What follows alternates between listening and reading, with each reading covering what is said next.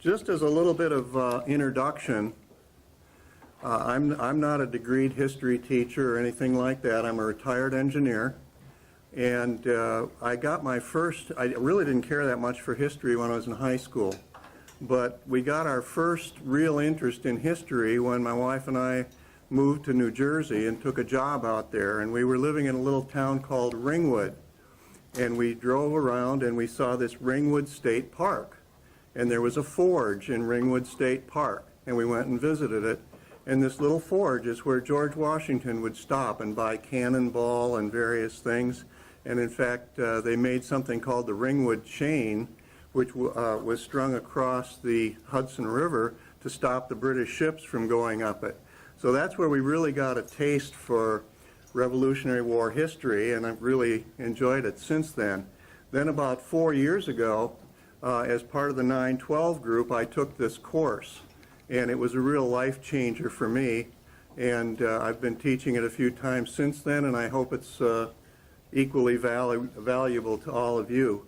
Now, I very often will finish a little early, so please feel free to ask questions. Just interrupt anytime through the presentation and ask questions. And if we start to get behind, then we'll maybe switch to holding questions until the end, but I don't think that'll be a problem. Next thing is that you see your little workbook there. And the workbook is designed as a fill in the blanks, which is to help you learn the material. And I will be giving you the answers to all of the blanks, but if you miss one, don't worry about it. If you look at the last page, all of the answers are there. So you can study the last page at noon hour, and then you'll be able to pass the quiz before you go home. Another thing I'd like to say is that I will be emphasizing the Christian heritage of this country, perhaps more than what you've heard in the schools, because it is a major part of where our country came from, where they came up with the principles for the Constitution, and the whole history of the country. Then I would also encourage you to review your workbook at home, because I'm not going to read every word. If I'm uncomfortable about anything, it's that I'm reading the workbook to you too much, but in order to give you the fill in the blanks, I kind of have to do that, but I will expand on it with a bunch of different stories and so forth. So let's start on page 3. That's the first page of the workbook. And basically there were two types of law that came to America.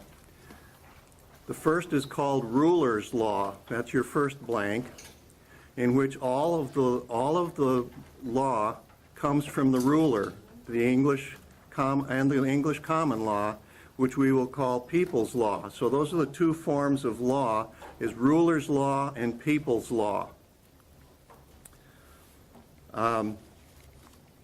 Basically, the English began to settle the United States, and nearly 3 million colonists on the Atlantic seaboard were here by 1776. And they introduced the fundamentals of a representative form of government, which we call people's law. Now, if you will recall, at that point in time, Europe was managed by, each country had a king. Spain, Austria, Italy, England, they all had kings. Now, if the kings believed that they were put on the throne by God, so what they said was law, and each king had his own denomination, which became the denomination of the country. Now, if you were a friend of the king and you agreed with the king, you were a little bit more equal than other people. If you disagreed with the king, that was called treason.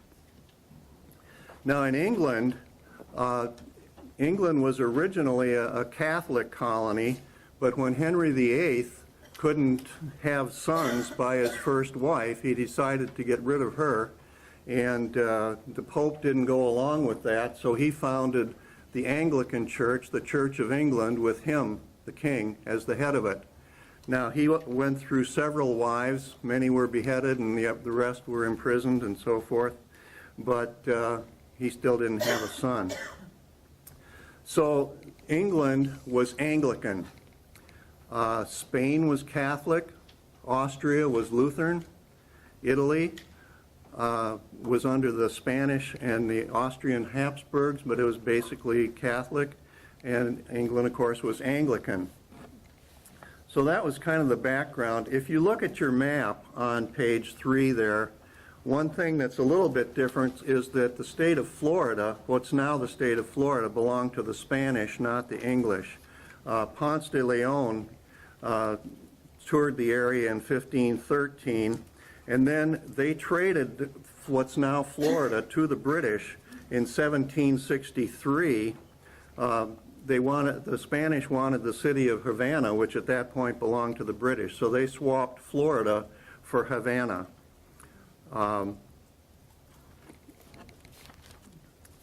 Okay, on the next page, the basic institutes of the Anglo-Saxon culture under people's law. Hengist and Horsa, two Saxon chiefs, introduced these principles in Britain around AD 450. So the Anglo-Saxon culture was introduced in England around 450 and the two brothers that were heading the country at that time were this Hengist and Horsa. Now, in 1066, there was a conquest of England by the Normans, which brought elements of feudal law and Roman civil law, and these forms of law corrupted the Anglo-Saxon system. Your second blank there is corrupted. Down at D, by 1215, the oppressive policies of the Normans had become intolerable, even to those who had supported the Normans, and therefore the English barons rebelled against King John and compelled him to sign the famous Magna Carta, in which they itemized their rights. Now, these barons and knights and leaders, they pushed the king to allow a representative form of the government, which was a primitive English parliament. So under E, your blank is parliament. Early in the 1600s, Sir Edward Coke, who was an English judge, he found himself doing things to Englishmen that he thought violated their traditional rights, and he launched a campaign to revive the specific rights set forth in the Magna Carta. And all of the English were called freemen. That's your last blank and F. By 1628, the abuses of King Charles I were so harsh that Parliament forced him to sign a famous document called the Petition of Rights. Later, he ignored his commitments and Parliament seized power and turned control over to Oliver Cromwell. In 1660, this is under Parliament, Parliament entered into an agreement with William and Mary, allowing them to be the king and queen more as figureheads, and the Parliament would essentially run the country, providing that they would sign an English Bill of Rights. And this document was signed in 1689. That's H. Americans owe a great debt of gratitude to the tens of thousands of Englishmen who were imprisoned, hanged, beheaded, tortured, burned at the stake, or forced into exile as they tried to reestablish these inalienable rights, rights which many Americans in our day take for granted. We began to settle, or the United States was begun to be settled in 1607 by a group of London businessmen who set up a colony in what is now Virginia, and it became known as Jamestown. The businessmen thought the colony would be more profitable if it practiced secular communism. In other words, the land belonged to the company, and the people gave their efforts as they were able and took benefits as they were able. And the project was a failure until they divided up the land. Now, the Jamestown colony disappeared a few years after it was founded because of malaria and so forth. They went a little bit too far up the Jamestown, the river there, and there was a lot of mosquitoes and things, and there was disease and so forth. So Jamestown, which was a secular establishment, kind of died out. It was resettled later, but at this point it kind of passed away. In 1620, the same company sponsored a group of pilgrims in northern Virginia, but their ship was drawn off course and landed further north in Massachusetts. There they established Plymouth in what is now Massachusetts. The patron company had given up secular communism in Virginia, but still thought it would work among the pilgrims if they practiced Christian communism. As Christians, they were supposed to look upon their neighbors as brethren and cooperate together. The project failed and many starved. The governor of Massachusetts colony, William Bradford, wrote, "At length, after much debate, the governor gave way that they should set corn every man for his own particular, and that in regard trust to themselves, and so assign to every family a parcel of land according to the proportion of their number." Basically, when it was under Christian communism, when it was time to harvest, a lot of people, I feel sick today, I can't go out and do it, and I can't do it for this reason and that reason. But then when it came time for the distribution of the food and so forth, they were the first ones in line. And Governor Bradford, after 1 year, recognized that this wasn't going to work. So he just took the property of the colony and divided among the families, and each one developed his own piece of land and worked very hard to make it productive, and it really became a lot more wealthy and self-sufficient. After 1 year, the government. Yes.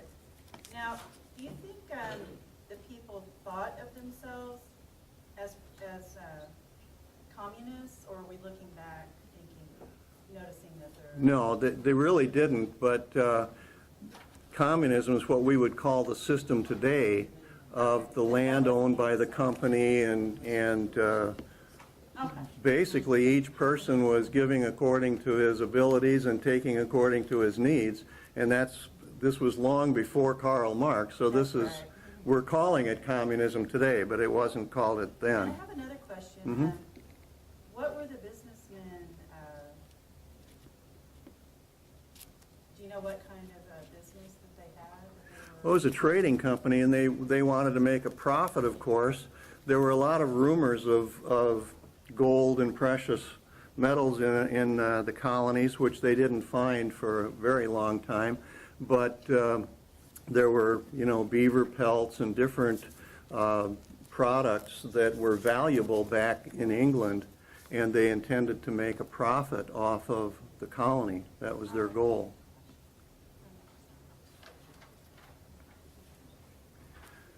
The governor wrote here at the top of page 6, after they had broken up the land, "This had very good success, for it made all hands very industrious. The women now went willingly into the field and took their little ones with them to set corn, which before long would, and before that they would allege weakness and inability, whom to have compelled them would have been thought great tyranny and oppression." So they were driving themselves once the land belonged to them, and they didn't need the administration of the colony to motivate them. The people who settled Plymouth in about 1620 were called separatists or pilgrims. The separatists or pilgrims wanted to separate themselves. They were originally from England, they were Anglican, but they wanted to separate themselves from the Church of England.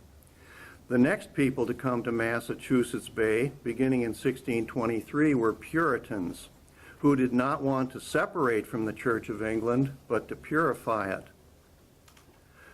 Because of bitter persecution by Charles I, thousands fled to Michigan, especially between 1628 and 1640. Now, the distinction between the Pilgrims or Separatists and the Puritans was,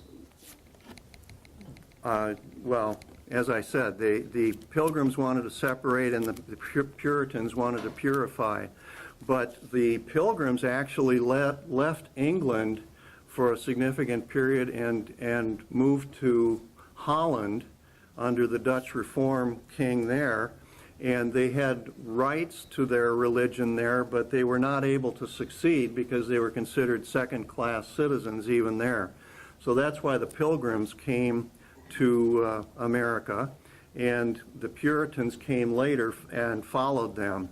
Now, the Puritans made the mistake of having their Puritan church run the affairs of state. Now, they outnumbered the Pilgrims by a large margin. So basically, the Puritans drove from their midst any with dissenting views who now were the Pilgrims. So they founded the colony, and they were driven out by the Puritans. The Puritans left Massachusetts. These included Anne Hutchinson, Roger Williams, and Thomas Hooker, who in 1634 left Massachusetts and founded what is now Connecticut and Rhode Island. They could not bear the Puritan government. Now, they were looking for a new way to manage their government, and the man who found the answer was Reverend Thomas Hooker. And this was over 100 years before Jefferson was born. In 1638, Reverend Hooker gave a sermon. He had discussed in the history of ancient Israel the principles of government, which would be fair and just. These principles are based on the first chapter of Deuteronomy and also found in Exodus 18. So if you look at Deuteronomy chapter 1, verses 9 through 17, and Exodus 18, verses 13 to 21, you'll see that this was where Moses, in the Exodus, was trying to manage the Jews on his own, and there were several million Jews, and he was just not able to do it. The people would line up for miles. Yes? Yeah, Deuteronomy chapter 1, verses 9 to 17, and Exodus 18, verses 13 to 20, I think it's 25, and the key verse is 21.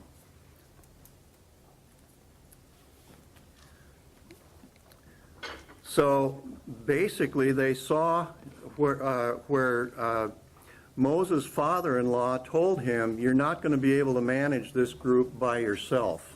You're going to need to break it down into groups of tens, groups of hundreds, groups of thousands, and let each group choose a leader who was an able leader, feared God, and hated bribes. Now, that's very key. Able, hated bribes, and feared God. And those are the criteria that we should be using today to elect people. Those were what was used back in those days. Reverend Hooker's Constitution for Connecticut was the first written constitution in America. And one of the verses in that Constitution was, the privilege of election belongs to the people. So this is very much foundational to our government and our way of life here. Now, I'd like to go over a little bit the immigrants that came to this country in the 1600s. We talked about the Jamestown colony, and we talked about the Pilgrims and the Puritans. And we said between 1628 and 1640, about 20,000 more Puritans came to Massachusetts. In 1634, a group of Catholics came from England and settled Maryland. Maryland first became a Catholic colony. We've mentioned that in 1634, the Pilgrims left Massachusetts and founded Connecticut under Roger Williams and Thomas Hooker. In 1654, about 23 Dutch Jews came to New Amsterdam from Holland, which is now New York, and in 1658 more of them came to Rhode Island. In 1670, a group of Quakers from England came and founded New Jersey. They then moved to Pennsylvania. Now, Pennsylvania was an interesting colony. It was founded, of course, by William Penn, and William Penn founded Pennsylvania on the basis of all denominations were welcome.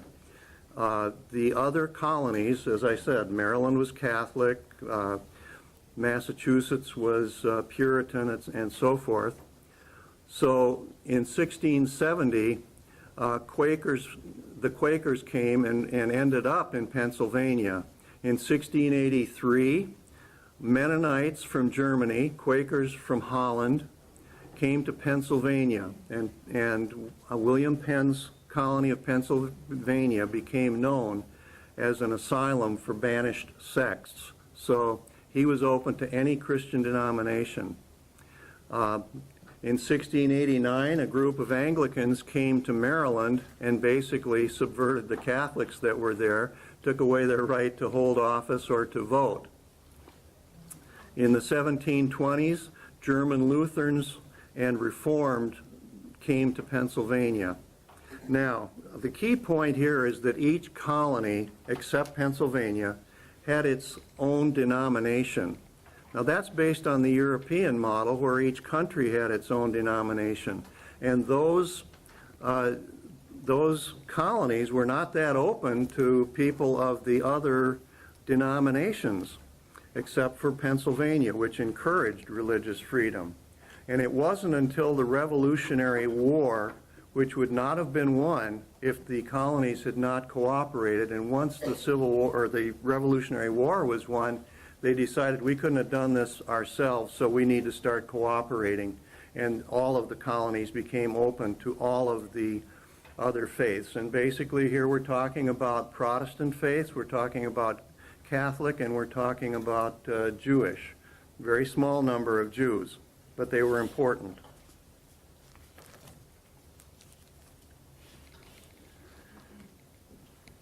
Top of page 7. The English colonists came to America with a sense of divine mission.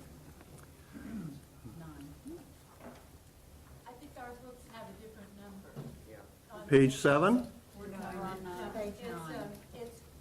I'll bring you one of the new. Some have 7, some have 9. Okay. It doesn't matter. Now, who has page 7 for that? And who has page 9 for that? Okay.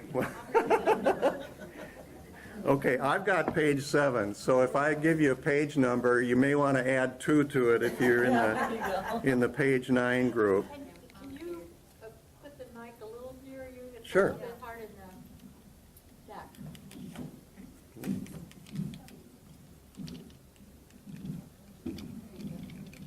How's that? Does that help? Yeah, it's on. Okay. Okay. They came to America with a sense of divine mission. Professor Conrad Cherry said the belief that America had been providentially chosen for a special destiny. And we've all heard of manifest destiny as we started to colonize the Pacific Northwest. Geographically, the founders felt their commonwealth of freedom would eventually cover the whole North American continent. See, as far as population was concerned, John Adams said they were building a constitution and a system of government which would one day serve a population of between 200 and 300 million free men. The founders did not consider themselves a master race, but master servants. I wonder where they got that. Who had an obligation to their creator to design a system which would benefit the whole world. As John Adams said, I always consider the settlement of America with reverence and wonder as the opening of a grand scene and design in providence for the illumination of the ignorant and the emancipation of the slavish part of mankind all over the earth. key words there, all over the earth. The American experiment was thought by the founders to be instituted to spread to peoples across the earth. I'd like to read you a few quotes from some of our founding fathers that speaks to their Christian beliefs. First, George Washington.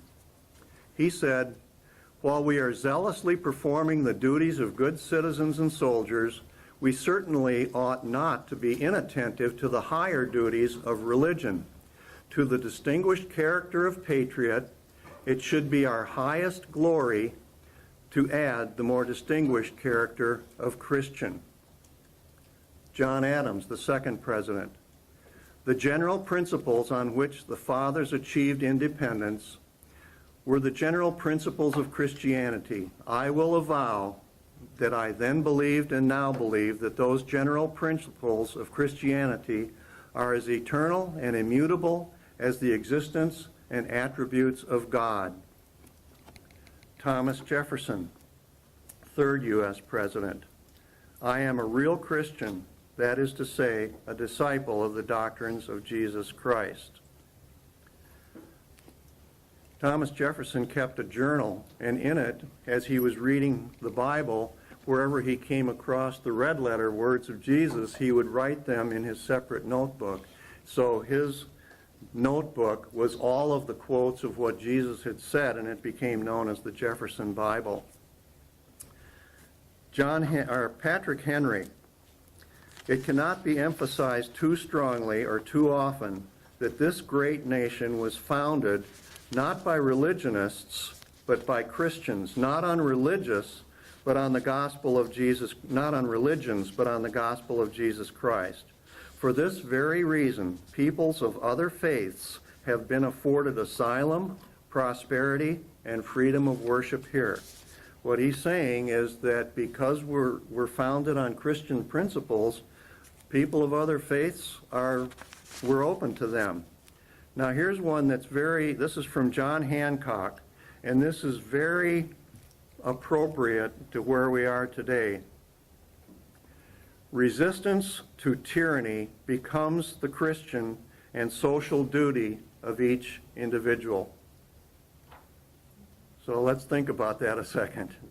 Resistance to tyranny becomes the Christian and social duty of each individual. "Continue steadfast and with a proper sense of your dependence on God, nobly defend those rights which heaven gave and no man ought to take from us." Also, before I go into the next section, I wanted to give you a little bit more background information. Let's talk about the Great Awakening that occurred between 1730 and about 1750 or 1760.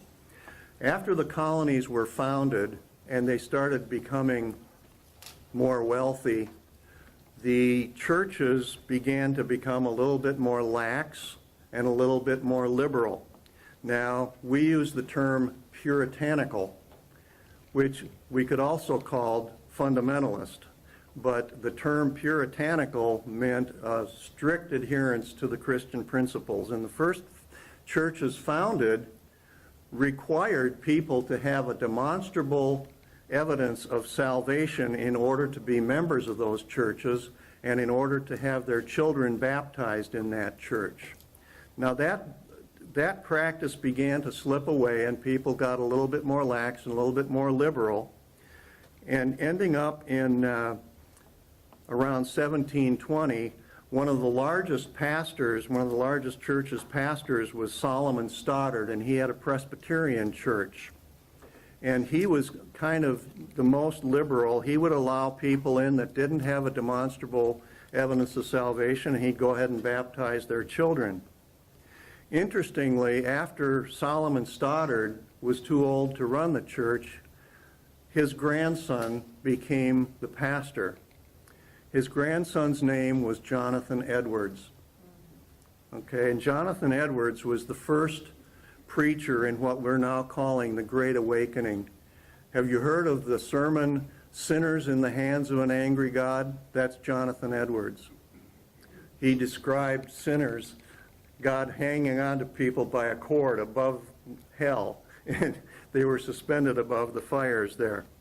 Now, also very strong, so Jonathan Edwards brought the church back to, shall we say, puritanical fundamentalism and required demonstrable evidence of salvation. Another person that supported the Great Awakening, as perhaps the strongest, was George Whitefield, who was an English preacher, and he made trips to America to preach the gospel. He was an evangelist, basically. And George Whitefield didn't get invited into many churches because he had such a following that the pastors felt kind of didn't want to expose their congregations to someone that popular. So George Whitefield traveled around the country and spoke on the steps of a city building or on a street corner or in a small town. And he would gather crowds of 10, 20, 25,000 people. Now, George Whitefield had a booming voice, bigger than mine, bigger than Jim's, and you could hear him if you're in a crowd of 25,000 people, so that's, what, a quarter mile, perhaps. But another thing about George Whitefield, he made several trips to the United States, but then went back to England each time, so he made like 8 trips by ship across to the United States during this time. George Whitefield, because he wasn't welcomed at a lot of churches, he befriended a guy named Ben Franklin. And Ben Franklin, he was a printer, and his paper, Poor Richard's Almanac, he would actually print segments of George Whitefield's sermons and promote his events and describe the large crowds that George Whitefield drew to his revival meetings. So that's the Great Awakening, and it did reestablish a fundamentalism to Christianity and to the American colonies. Let me talk a little bit about the French and Indian War, and I'm going to emphasize a lot of instances where things happened to the benefit of our colonies that were essentially miraculous, and our founders considered them to be miraculous.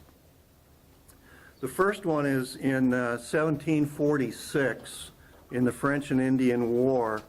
The French Duke of D'Anville sailed for the United States with 70 ships and 13,000 troops, and he was going to go up and down the East Coast and destroying the cities there, from Boston to New York and all the way to Georgia.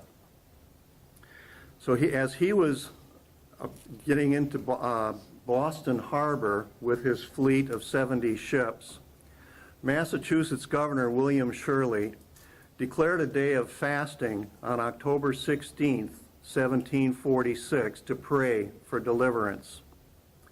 In Boston's Old South Meeting House, Reverend Thomas Prince prayed, "Send thy tempest, Lord, upon the water, scatter the ships of our tormentors."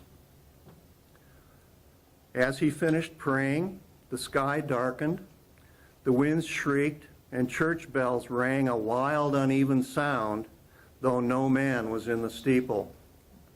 A hurricane subsequently sank and scattered the entire French fleet. D'Anville was killed. His first lieutenant perished on his own sword, and a few of the ships that had been damaged were crippled and made their way back to France for repairs, and they never entered Boston. Another one, and this is one of my favorite quotes, in the French and Indian War, we were, of course, supporting the British against the French and Indians. The British General Braddock was in the colonies, and he wanted to go up to the Ohio Valley and take Fort Ticonderoga from the French. Now, the French used the Indians. The British were used to open field fighting with these long lines of people that got massacred at the first couple shots, whereas the Indians who were in support of the French at that time would hide behind trees. What a horrible thing, right? And they would take pot shots and so forth. Well, the man from the colonies that was supporting them most was George Washington and the militia that was with him. Now, in this battle, the officers were on horseback and the soldiers were on foot. So as they progressed into the woods, the Indian chief advised his riflemen to shoot the men on horseback first and then go after the men on foot later. Braddock was killed. All of his officers were killed or wounded. And the last man on horseback was George Washington. And he, of course, saw that they needed to regroup and retreat. So he regrouped not only his militia, but the British soldiers as well, and got them to safety. When he got to safety, he had 4 bullet holes in his coat, 2 in his hat, and had 2 horses shot out from under him. But he was not touched. Now, 15 years later, George Washington and some people were going back up to the Ohio Valley, and the Indian chief, who was now old, and he was the one that had led the attack on the British and the Americans, he heard that Washington was coming, and he took some of his people and said, "I want to meet with that man." So they traveled a great distance and met with George Washington. And they sat around a council fire, and I'd like to read you a quote from the Indian chief. "I am a chief and the ruler over many tribes. My influence extends to the waters of the Great Lakes and to the far blue mountains. I have traveled a long way and weary path that I may see the young warrior of the great battle. It was on the day when the white man's blood mixed with the streams of our forest that I first beheld this chief. I called to my young man and said, 'Mark yon tall and daring warrior. He is not of the redcoat tribe. He hath an Indian's wisdom, and his warriors fight as we do. Himself is alone exposed. Quick, let your aim be certain, and he dies. Our rifles were leveled, rifles which but for him knew not how to miss. 'Twas all in vain. A power mightier far than we shielded him from harm. He cannot die in battle. I am old, and soon shall be gathered to the great council fire of my fathers in the land of shades. But ere I go, there is something bids me speak in the voice of prophecy. Listen. The Great Spirit protects that man and guides his destinies. He will become the chief of nations, and a people yet unborn will hail him as the founder of a mighty empire." I love that. Now, who was that again? Who made that speech? It was the Indian chief that had, in 1756, had, Do you know his name? no, Okay. no, I don't.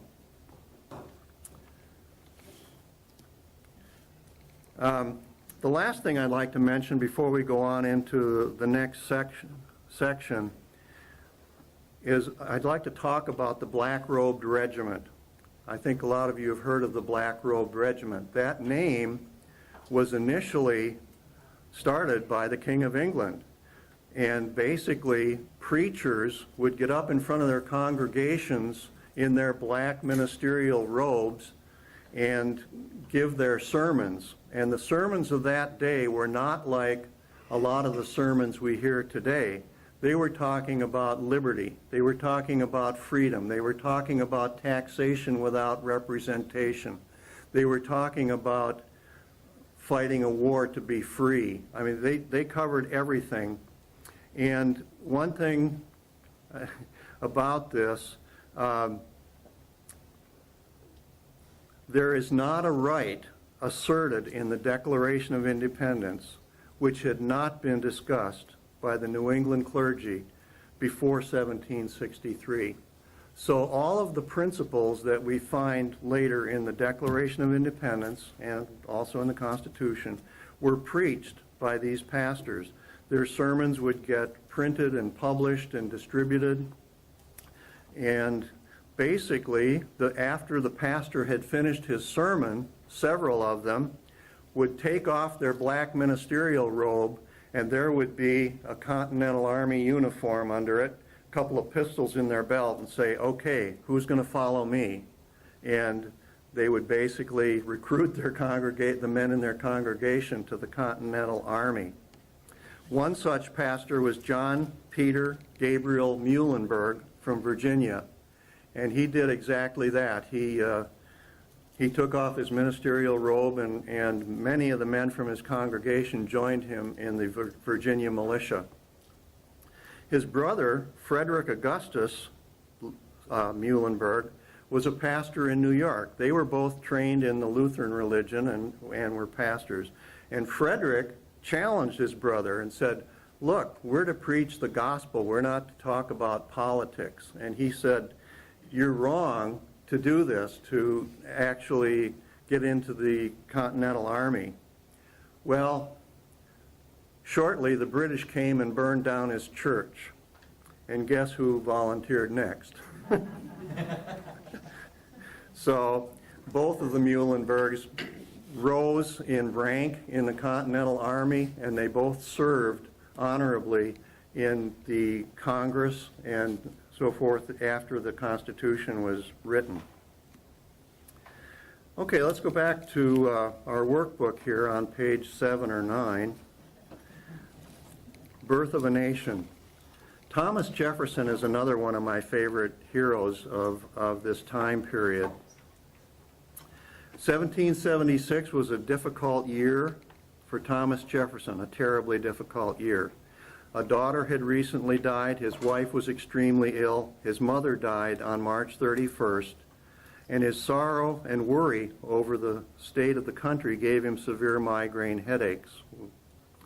He was especially worried about Virginia. He was a Virginian, and he considered himself more of a Virginian than the whole country.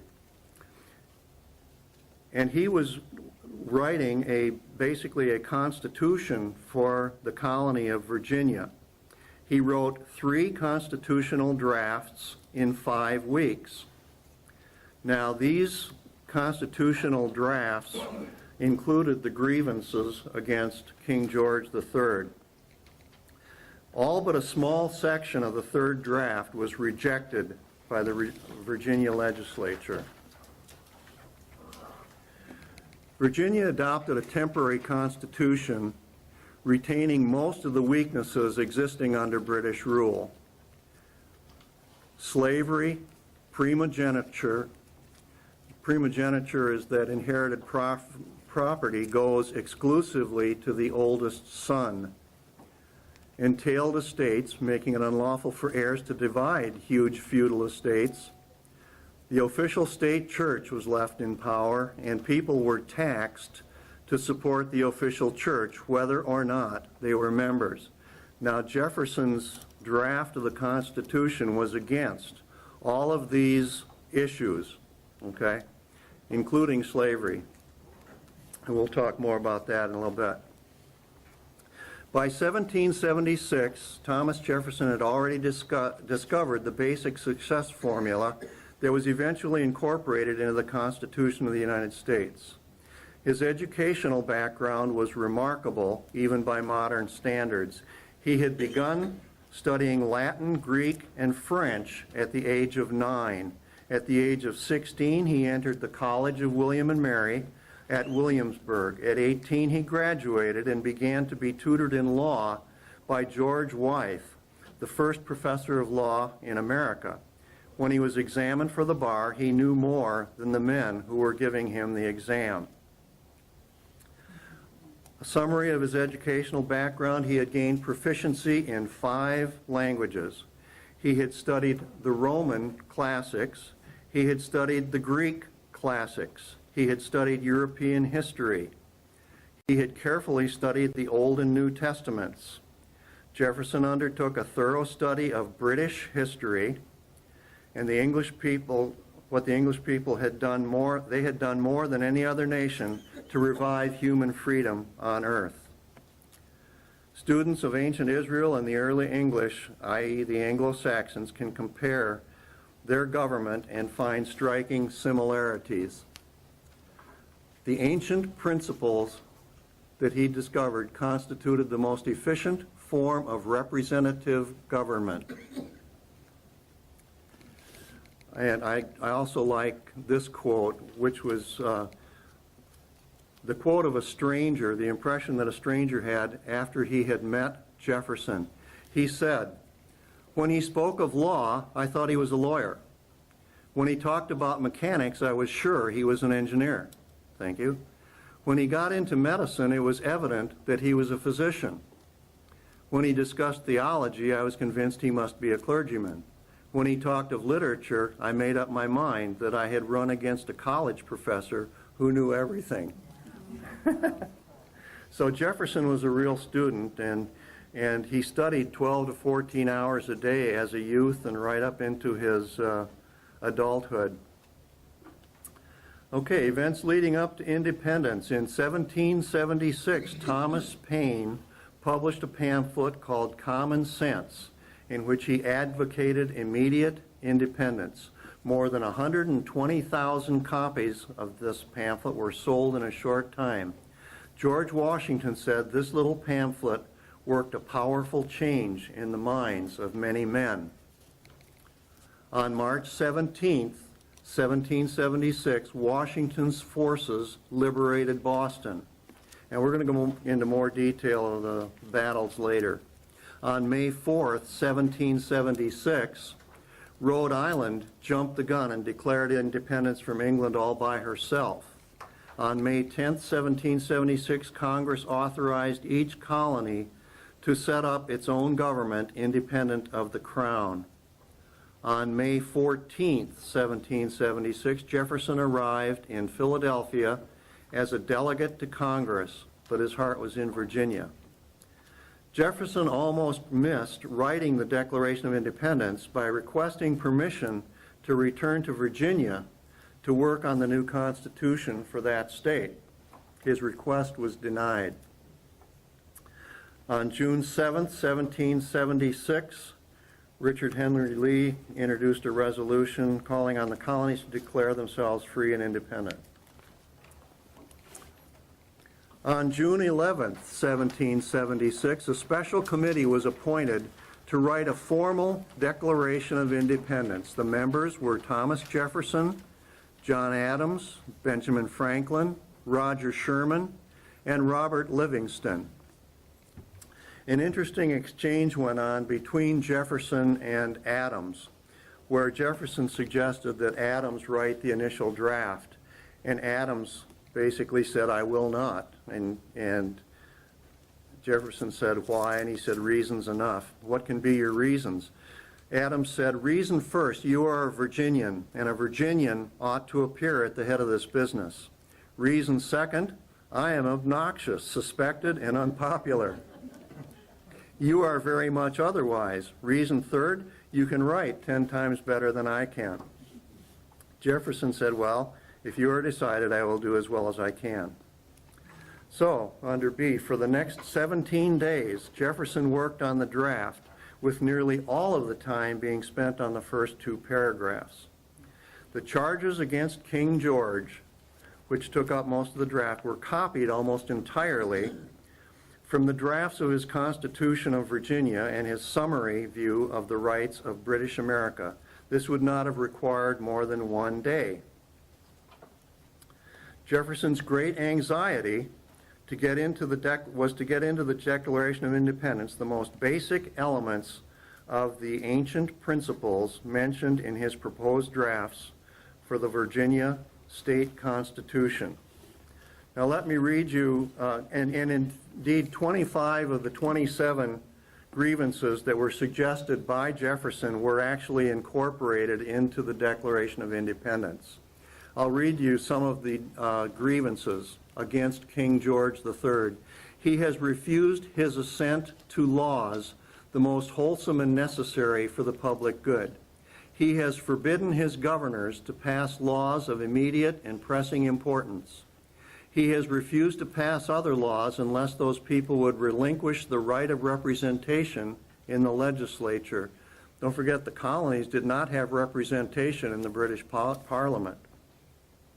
He has obstructed an administration of justice. He has made judges dependent upon his will alone. He has kept among us in times of peace standing armies without the consent of our legislatures, for cutting off our trade with all parts of the world, for imposing taxes on us without our consent, for transporting us beyond the seas to be tried for pretended offenses. He has plundered our seas, ravaged our coasts, burnt our towns, and destroyed the lives of our people. Now, it was a common practice in those days for the British Navy to basically capture an American ship and take the American sailors and make them British sailors on their own ships without any, without seeking their approval. Now, one of the paragraphs that was deleted from Jefferson's draft of the Declaration of Independence during the debate condemned slavery and the slave trade. And from Jefferson's draft, it said he waged cruel war against human nature itself, violating its most sacred rights to life and liberty in the persons of a distant people who never offended him, captivating and carrying them into slavery in another hemisphere, or to incur miserable death in their transportation thither. Now, in order to get compromise with the southern states, that grievance did not make it into the Declaration of Independence. But we can see that Jefferson was against slavery as part of his personal beliefs. Now, you'll hear from historians that Jefferson owned slaves, and that is true, but he inherited them from his father-in-law. He never bought a slave, and when he had slaves, he trained them, educated them, and prepared them for freedom. But it was against the law in Virginia to free the slaves until we got close to the American Revolution, and then he did ultimately free them as part of his estate. On page 11 or 13, see, here are the 8 ancient principles which Jefferson incorporated in the first 2 paragraphs of the Declaration of Independence. First, sound government should be based on self-evident truths, truths that are so obvious, so rational, and so morally sound that their authenticity is beyond reasonable dispute. And 2, the government of mankind here on earth should be based on the law of nature and of nature's God. So what we're talking about here is called natural law. Are people kind of familiar with natural law? I think so, but basically natural law is self-evidence. It comes from your conscience. It comes from directly from God into the man, and does not require a government to make that law. I've got another quote that I'd like to read you, and it regards natural law. The interesting thing about this quote is it's Marcus Tullius Cicero, a Roman. He lived from 106 BC to 43 BC. Now, Cicero was killed in 43 because his ideas didn't exactly agree with Caesar. And I'll read you his quote. "True law is right reason in agreement with nature. It is of universal application, unchanging and everlasting. It summons to duty by its commands and averts from wrongdoing by its prohibitions. It is a sin to try to alter this law, nor is it allowable to repeal any part of it, and it is impossible to abolish it entirely.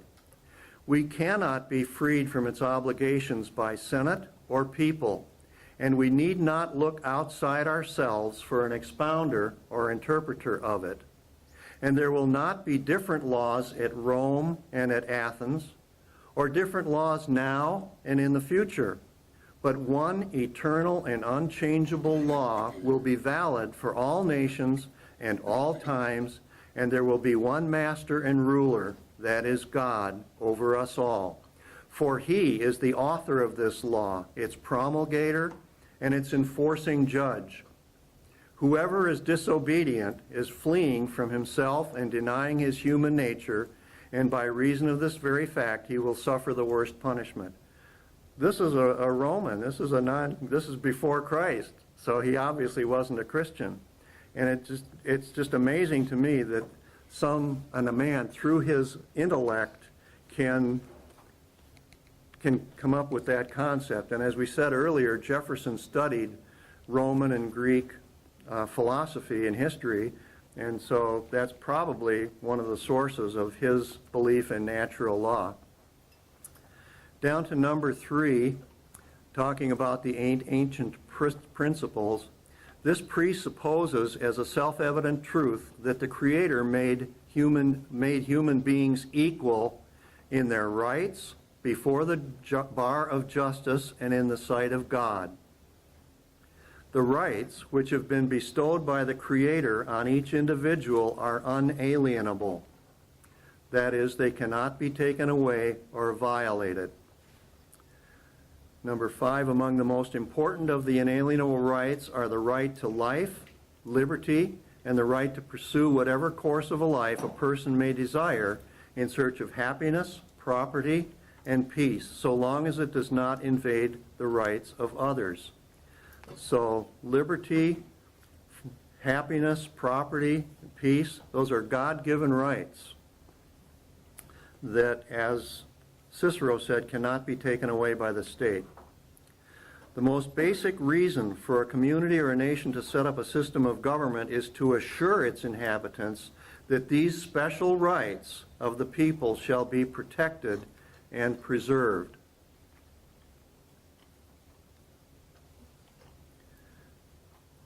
No office or agency of government has any right to exist except with the consent of the people. It also follows if a government, either by malfeasance or neglect, fails to protect those rights, or even worse, if the government itself begins to violate those rights, then it is the right and duty of the people to regain control of their affairs and set up a form of government which will serve the people better. On July 4th, 1776, Congress adopted the Declaration of Independence after making 60 changes, but not deleting a single one of Jefferson's ancient principles. And as I said, 25 of the 27 grievances made it into the final draft. Jefferson was not originally identified as the author. The identities of the signers was also kept concealed for several months for fear of retaliation by the British.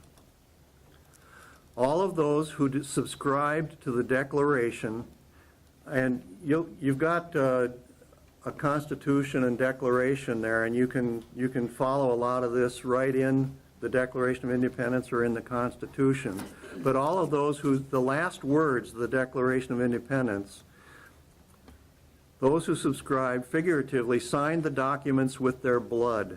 In support of the Declaration, they had mutually pledged our lives, our fortunes, and our sacred honor. Had they lost the Revolutionary War, they would no doubt have been tried and summarily convicted of high treason. The penalty for high treason, and I'm going to let you read most of this yourself because it's a little bit more gruesome than I like, was to be hanged, but then once you'd lost consciousness, they cut you down and revived you, and then the bad stuff started. So who were the signers of the Declaration of Independence? 56 men were appointed by their fellow citizens of each colony to represent them at the Declaration of Independence. In doing so, these 56 men, on the authority of the good people of the colonies, signed the Declaration of Independence, mutually pledging to each other their lives, their fortunes, and their sacred honor. What happened to them? 5 signers were captured by the British as traitors and tortured before they died. 12 had their homes ransacked and burned. 2 lost their sons in the Revolutionary War. Another had 2 sons captured. 9 of the 56 fought and died from wounds or the hardships of the Revolutionary War. What kind of men were they? 24 were lawyers and jurists. 11 were merchants. 9 were farmers and large plantation owners. These were men of means and well educated. These were not poor farmers. They were well educated, and they signed the Declaration of Independence knowing full well that the penalty would be death if they were captured. Carter Braxton of Virginia, a wealthy planter and trader, saw his ships swept from the seas by the British Navy. He sold his home and his properties to pay his debts and died in rags. Thomas McKeon was so hounded by the British that he was forced to move his family almost constantly. He served in Congress without pay, and his family was kept in hiding. His possessions were taken from him, and poverty was his reward. Thomas Nelson Jr., at the Battle of Yorktown, noted that the British General Cornwallis had taken over his Nelson home for his headquarters. The owner quietly urged General George Washington to open fire. The home was destroyed, and Nelson died bankrupt. Francis Lewis had his home and properties destroyed. The enemy jailed his wife, and she died within a few months. John Hart of New Jersey was driven from his wife's bedside as she was dying. Their 13 children fled for their lives. His fields and gristmill were laid to waste. For more than a year, he had lived in forests and caves, returning home to find his wife dead and his children vanished. A few weeks later, he died from exhaustion and a broken heart. One other, and I'll mention more about this gentleman later, his name was Robert Morris from Pennsylvania, and he initially voted against the Declaration of Independence. But when the majority voted for it, he signed it. And we'll talk more about him later when we're talking about the war. So, think of the sacrifices. Okay, think of the sacrifices that these men made for signing that Declaration of Independence and for the rights and privileges that you and I enjoy.